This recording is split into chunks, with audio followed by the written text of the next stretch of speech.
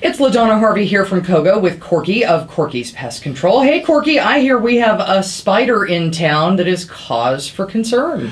Well, the new brown widow spider, it's not new, but I mean the brown widow spider has just absolutely exploded in its population, and so people are finding them everywhere. In fact, as I find them everywhere, they're just all over the place.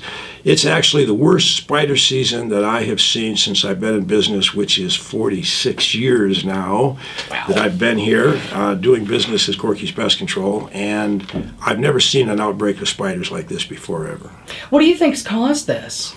Well, it's just the weather and everything that's happened. You've had about 3 years now of really perfect weather back into the fields and the brush and every place, of having aphids and a lot of other insects that are plant insects that are growing, which is a food supply for spiders, and that food supply has caused a explosion in population of spiders and probably some other things too. Now, how are these brown widows getting into people's garages and houses? It seems like a long way to crawl. It's a really interesting process.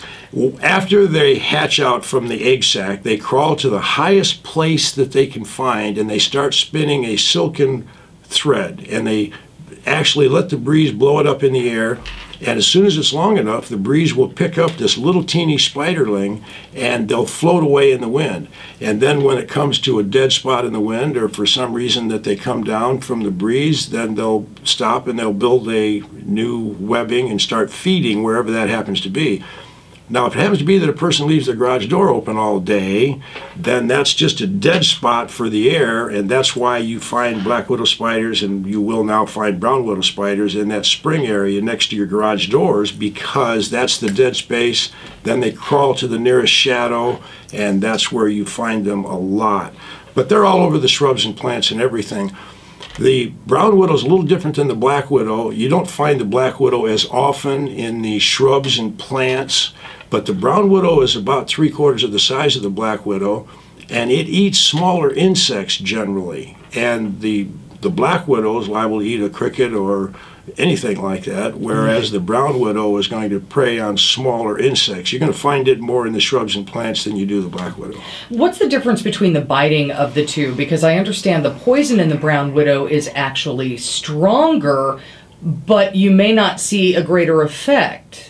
Well, the black widow is a larger spider. It has bigger fangs, and those fangs, they bite you deeper, and it puts more poison in when they bite, generally.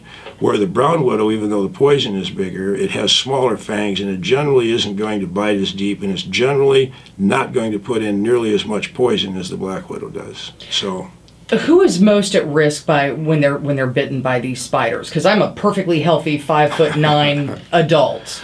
You know, I'm figuring my chances are probably pretty good. Well, they are. In fact, it's smaller people or people that are under stress from something else are going to be way more affected. Older people, younger people.